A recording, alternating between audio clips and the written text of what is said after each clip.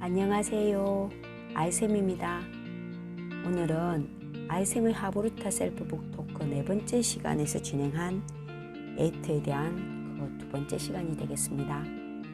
첫 번째 시간이 에이트에 대한 전체적인 책의 리뷰였다면 오늘은 에이트에 대한 그 구체적인 8가지 방법에 대한 이야기입니다. 에이트라는 이 책의 뜻이 인공지능에게 대체되지 않는 나를 만드는 법 8가지를 설명하고 있다는 말이잖아요. 그 8가지에 대한 설명이 이 책의 파트 3에 나와 있어요. 그 파트 3에 대한 내용을 구체적으로 얘기를 나눠보도록 하겠습니다. 그 첫 번째는 디지털을 차단하라입니다. 실리콘밸리의 유명 사립학교가 있어요. 거기가 페닌슐라라는 곳인데요. 거기에 교장 선생님인 아치 더글라스 교장 선생님이 하신 말씀이에요. 밖에 있는 컴퓨터를 다루기 전에 내 안의 컴퓨터를 다루는 법을 배우기 위해서인데요. 밖에 있는 컴퓨터는 우리가 가지고 있는 스마트폰이라는 이런 컴퓨터고요. 내 안의 컴퓨터는 뭐겠어요? 우리의 창조적 두뇌를 얘기하는 거겠죠. 이 창조적 두뇌가 창조적으로 되기도 전에 스마트폰을 쥐어주면 이런 능력이 키워지지 않는다는 거죠. 그래서 아이들이 자기 내면의 힘을 조절할 줄 아는 능력을 길러주기 위해서 컴퓨터를 차단해야 하는데요. 그러면 스마트폰을 하거나 이런 시간에 다른 아이들과 놀고 대화하고 타인들과 공감하고 조화를 이루는 이런 능력을 길러줘야 한다는 거죠. 2011년 10월에 뉴욕타임스에서 실리콘밸리의 유명 사립학교 페닌슐라 그곳을 취재한 사실이 있어요. 이때 놀라운 사실을 발견하는데요. 이 학교는 IT 기기가 한 대도 없었다고 합니다. 그리고 심지어 학생들이 인터넷 사용법을 잘 몰랐다고 하죠. 즉 실리콘밸리의 사립학교들은 공감 능력과 창조적 상상력을 길러주기 위해서 다른 교육을 하고 있더라는 거죠. 우리가 그 실리콘밸리의 재앙이라고 불리는 빌 게이츠를 잘 아시잖아요. 이분은 자녀들에게 IT 기기 금지 기간을 정해둔다고 하는데요. 무려 14년간이라고 합니다. 우리나라 나이로 치면 중학교 3학년 나이쯤 되더라고요. 아이들을 15살이 되어서야 비로소 컴퓨터와 스마트폰을 사용할 수 있도록 하는데요. 그것도 사용 기간을 엄격하게 제한한다고 합니다. 그뿐인가요? 페이스북 공동 창업자 숀 파크도 IT 기기를 사용하지 않는 것으로 유명하죠. 그리고 페이스북을 비롯해서 그 어떤 SNS도 하지 않는다고 합니다. 믿어지시나요? 그러면 이분들은 그런 걸 하는 시간에 뭘 하느냐? 네, 독서와 사색을 하고 예술과 자연을 접하고 다른 사람들과 진실하게 교류하고 자기 안의 인간성과 창조성을 발견하고 강화해 가는데 더 집중하고 있다는 겁니다. 그럼 우리는 어떤가요? 우리의 아이들은 그러면 어떤가요? 하루 중에 2~3시간만이라도 스마트폰을 끄고 독서하고 사색하고 성찰하는 시간을 갖는 건 어떤가요? 그게 안 된다면 일주일에 한 번만이라도 스마트폰을 끄고 사람들과 진심으로 소통하고 대화하고 이런 시간을 갖는 건 어떤가요? 인공지능에게 대체되지 않는 나를 만드는 법. 두 번째는요. 나만의 평생 유치원을 설립하라 입니다. 구글의 공동 창업자 레리 페이지나 세르게이 브린이 자신의 공감 능력과 창조적 상상력이 몬테소리 스쿨에서 비롯되었다고 밝혔습니다. 구글의 두 창업자뿐만이 아니라 우리가 너무나 잘 아는 빌 게이츠라든지 스티브 잡스 이런 분들 또 뭐 많이 있는데요. 미국의 전 대통령 빌 클린턴, 브라락 오바마 같은 이런 인물들도 자신의 공감 능력과 창조적 상상력이 몬테소리 유치원에서 비롯되었다고 밝혔어요. 여기에 대해서 또 연구를 하신 분이 있더라고요. 경영 전략과 리더십 분야의 세계적인 권위자 제프 다이어와 할 그레그슨은 무려 8년 동안 서양의 창조적인 기업가들을 연구한 뒤에 이들 중 상당수가 몬테소리 스쿨 출신이고 이들의 공감 능력과 창조적 상상력이 몬테소리 교육 덕분이라고 밝혔습니다. 그럼 몬테소리 교육은 어떤 교육일까? 몬테소리 교육 철학의 핵심인 자유, 몰입, 성취 등의 가치를 내면화하고 실천한 아이가 창조적 인재가 된다는 교육 철학 핵심을 담고 있습니다.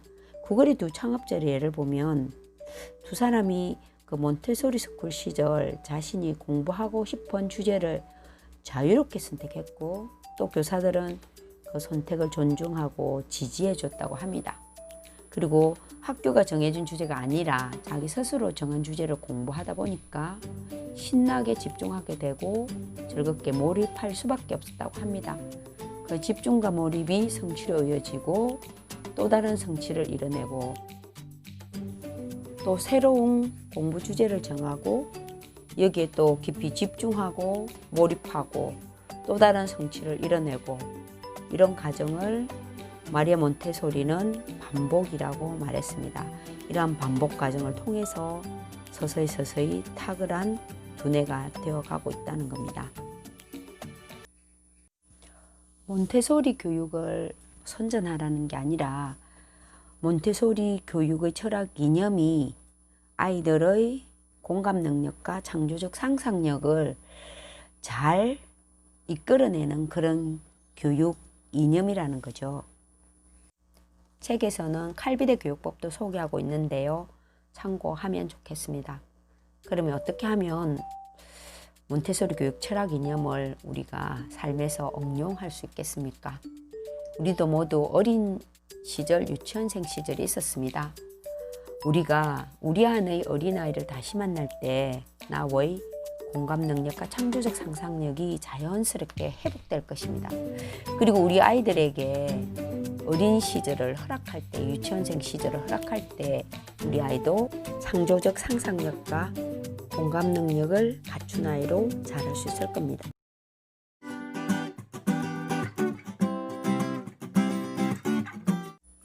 인공지능에게 대체되지 않는 나를 만드는 법. 세 번째 방법은 knowing을 버려라, doing하고 being하라입니다. 이게 무슨 뜻이냐면요. 최근 하버드 경영대학원이 설립 100년여 만에 처음으로 교육개혁을 단행했다고 하는데 이때 핵심이 knowing 위주의 교육을 being 및 doing 위주로 바꾸는 것이었어요. 그러면 knowing은 우리가 지식적인 것이라고 알 수 있겠죠. 그런데 being은 이렇게 설명하고 있습니다. 자기 인식을 통해 조직 구성원과 고객에게 깊은 영향을 미치는 가치와 신념 등을 만드는 것을 의미하고 한마디로 being은 공감 능력을 말하는 것 같아요.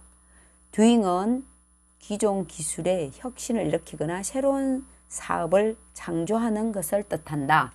네, 한마디로 창조적 상상력을 말하는 거겠죠. 이렇게 공감 능력과 창조적 상상력을 기르는 교육으로 바꿔야 인공지능에게 지배당하지 않고 인공지능의 주인으로 살아갈 수 있다는 겁니다. 그러면 어떻게 하는 게 doing하고 being하는 방법일까? 하버드대 의대의 예를 들어보면요. 강의 위주의 수업이 사라지고 교과서도 사라졌다고 합니다. 그러면 교수 학생들은 수업 시간에 뭐를 할까요? 네, 물론 토론을 하는데요. 학생들은 집에서 미리 공부한 내용을 중심으로 열띤 토론을 하는데 이때 교수들도 학생들 사이에 앉아서 함께 토론을 한다고 합니다. 이때 이 토론이 예전에 하던 그런 논쟁 위주의 토론이 아니라 그 대화 위주의 토론, 즉 인공지능은 절대 가질 수 없는 공감 능력을 기르는 것을 목적으로 하는 그런 대화 위주의 토론이라고 합니다. 우리의 교육 현장은 어떤가요?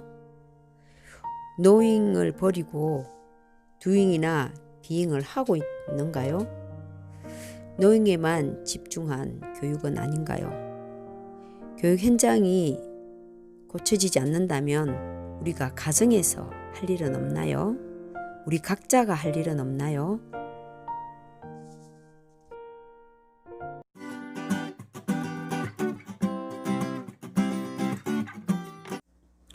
인공지능에게 대체되지 않는 나를 만드는 방법. 네 번째는 생각의 전환, 디자인 싱킹 하라입니다. 디자인 싱킹은 생각을 디자인하라 이 말인데요. 생각을 어떻게 디자인하는가 하면요. 기존 사고를 인간 중심의 사고로 새롭게 디자인해서 인간의 삶에 영향을 미치는 거의 모든 것에 혁신을 일으키는 것이라고 말하고 있습니다. 책에서 에피소드가 하나 소개되고 있는데요. 우리가 그 MRI라고 자기 공명 영상 장치를 개발한 사람 더그 디츠라는 분에 대한 이야기입니다. 그분이 이거 MRI 장치를 개발하고 우쭐해서 그 설치된 병원으로 가서 충격을 받는다고 합니다. 병든 소녀가 MRI 검사기 안에 들어가는 걸 거부했다가 마취 주사를 맞춰서 반강제적으로 검사기 안으로 실려 들어가는 것을 목격하고는 충격을 받았다는 거죠. 그리고 그 뒤에 어린 환자의 90% 이상이 MRI 기계 공포증으로 인해서 마취 주사를 맞고 검사기 안으로 들어간다는 거죠. 그렇지 않으면 검사가 불가능하다는 걸 알고 충격에 사로잡힌다고 합니다.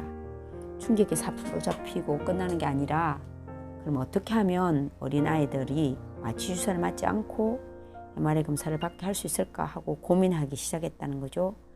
그리고 나서 스탠퍼드대 그 디자인 스쿨을 알게 되었고 일주일 동안 그 디자인 싱킹을 공부했다고 합니다. 공부를 마치고 나서 회사로 돌아간 게 아니라 어린이집으로 출근했다고 합니다. 거기 가서 어린이들과 대화하고 놀면서 동심을 다시 찾고 그 다음에 유아심리학자라든지 유치원교사, 소아과 의사 등을 만나면서 깊이 있게 배웠다고 합니다. 어린이들과 공감할 수 있는 능력을 갖추기 위해서 노력을 했다고 하죠. 그리고 나서 이제 어린아이들을 이해하기 시작했다는 거죠. 이 MRI가 자신을 잡아먹기 위해서 입을 벌리고 있는 커다란 괴물이라고 생각하기 때문에 검사기 안으로 들어가는 것을 무서워한다는 것을 알게 되었다는 거죠. 원인을 알게 되었으니까 그러면 어떻게 하면 이 기계에 대해서 어린이들이 갖고 있는 두려움을 없앨 수 있을까? 마취 주사 맞지 않고 MRI 검사를 받을 수 있을까? 이런 질문을 끊임없이 하고요. 그 결과 어린 아이들이 즐겁게 행복하게 들어갈 수 있는 그런 기계를 만들 수 있었다고 합니다. 자기 공명 장치 MRI 기계는 더거디츠라는 분이 지식이나 기술로 무장된 사람이었다면 어린아이들이 좋아하는, 무서워하지 않는 그런 MRI 촬영 기계를 만들어낼 수 있었을까요? 생각을 디자인하는 그런 능력이 있었기 때문이 아닐까요?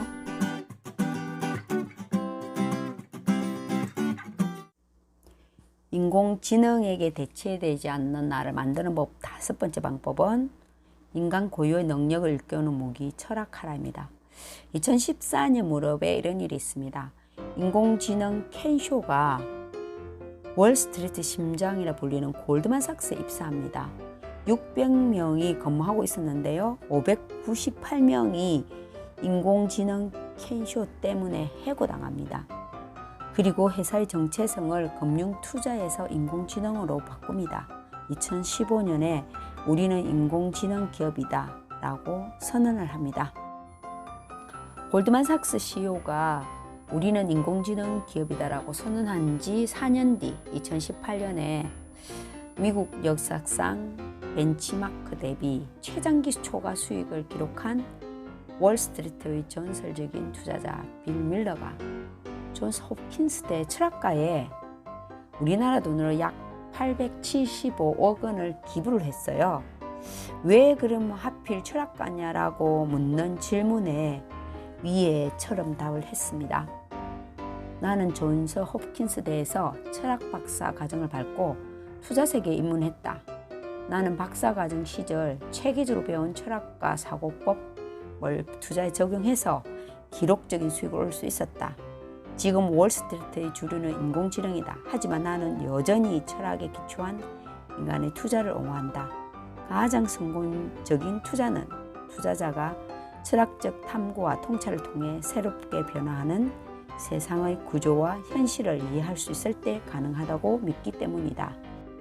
자신이 철학적 사고법으로 투자에 적용해서 성공을 이뤄냈기 때문에 철학가에 투자하는 게 맞다고 생각했던 거죠. 철학자를 길러내야 한다고 생각했던 거죠.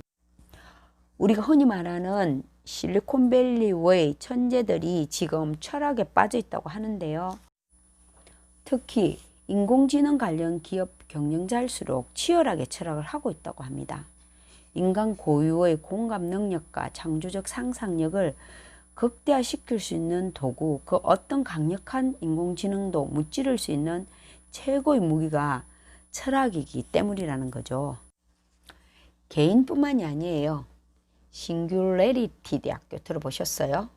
나사와 구글이 투자한 인공지능 시대의 지배자를 만드는 것을 목표로 하는 대학교예요. 그 다음에 세계의 최고의 명문대학들, 실리콘밸리의 사립학교들, 그리고 일론 머스크가 자신의 자녀들을 실리콘밸리의 사립학교에서 모두 퇴학시킨 뒤에 세운 폐쇄형 사립학교가 있어요. 에다스트라는 이런 학교. 세계의 내노라 하는 천재들, 그리고 이런 자녀들, 그리고 명문 학교들이 왜 교육의 핵심을 왜 철학으로 삼을까요? 그리고 이들이 말하는 진짜 철학하는 방법은 무엇일까요? 생각을 할 수 있는 능력, 즉 철학적 사고 능력을 기르는 건데요. 트리비움을 통해서 기를 수 있다고 말을 합니다. 트리비움은 셋을 뜻하는 라틴어라고 하는데요. 문법학, 논리학, 수사학을 의미한답니다. 문법학은 철학서를 읽고 내용을 이해하는 것이고요. 논리학은 철학자의 사고법을 도구 삼아서 내 생각을 하는 것, 내 논리를 만드는 것이 논리학이고요. 수사학은 내 생각을 글로 쓰고 나누고 다른 사람들의 공감을 얻어내는 것이라고 말을 합니다. 삶의 과정들이 철학하는 과정이면 안 될까요? 철학자의 사고법을 도구 삼아서 우리가 경험하는 많은 경험들을 깊이 생각해보고 그 속에서 내 생각을 만들어내고 내 논리를 만들어내고 또 그러면서 깨닫고 그런 깨달은 생각들을 사람들과 나누기도 하고 글로 쓰기도 하고 다른 사람들의 공감을 얻어내는 이런 과정들이 철학하는 과정은 아닐까요?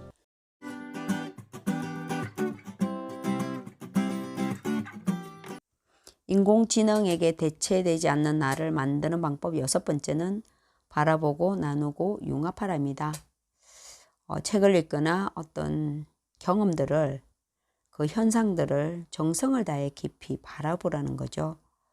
그 경험들을 정성을 다해서 깊이 바라보면서 나의 생각을 다듬고 또 다듬어진 생각들을 믿을 만한 사람들과 나눠보라는 겁니다. 그러는 속에 내 생각들이 융합되고 또 다른 생각들과 연결되고 이렇게 한다는 거죠. 이러는 과정이 나의 공감 능력과 창조적 상상력을 정밀하게 발전시키는 과정이라는 겁니다.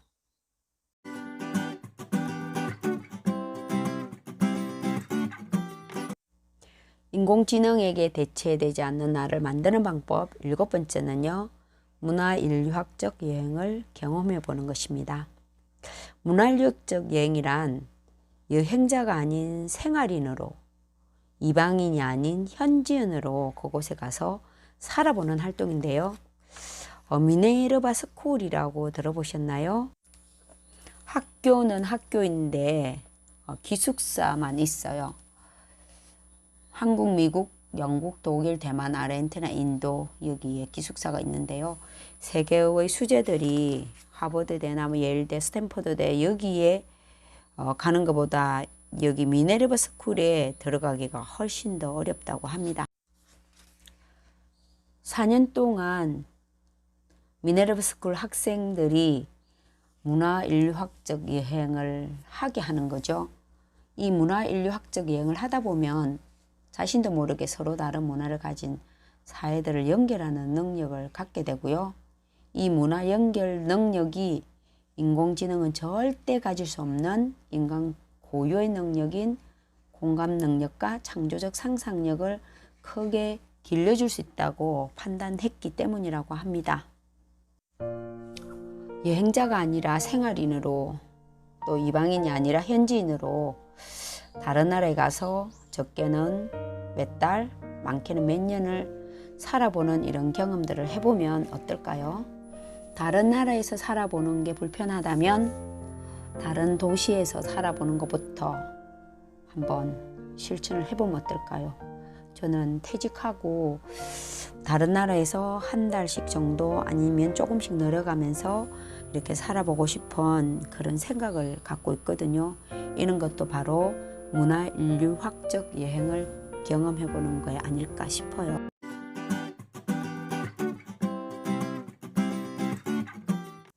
인공지능에게 대체되지 않는 나를 만드는 방법 8번째는 나에서 너로 우리를 보라입니다. 이 책을 어떻게 생각하면 마지막 주제이기도 하는데요. 이 한 문장으로 요약할 수 있겠더라고요. 위에 글을 한번 읽어볼게요. 인공지능에게 대체되지 않는 나를 만드는 프로젝트의 핵심은 인간다운 인간이 되는 것이다. 내 안의 인간성 자체에 집중할 때 얻어진다. 나만 아는 인간에서 너와 우리를 아는 인간으로 성장할 때 얻어진다. 내 안의 인간성이란 게 뭐예요? 내가 선하게 살고 싶은 어제 아닐까요? 내 삶을 온 정성으로 살아내어서 내가 뭔가를 이뤄내고 그 이뤄낸 성과가 다른 사람의 삶에 선하게 영향을 끼치면 좋겠다는 그런 선한 의도 아닐까요? 그렇다면 내가 인공지능의 주인이 되는 이 공부는 꼭 해야 되겠다는 생각이 들었습니다.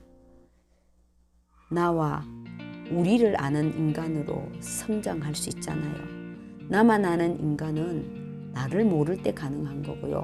나를 알고 나를 잘 컨트롤해서 뭔가를 이뤄내고 그런 사람은 자연스럽게 너와 우리를 아는 인간으로 성장할 수 있다는 생각을 갖고 있거든요. 그래서 인공지능에 대체할 수 있는 리더가 될 수 있는 이 공부는 저는 열심히 더 해보고 싶습니다. 그리고 다른 사람에게도 적극 권하고 싶습니다.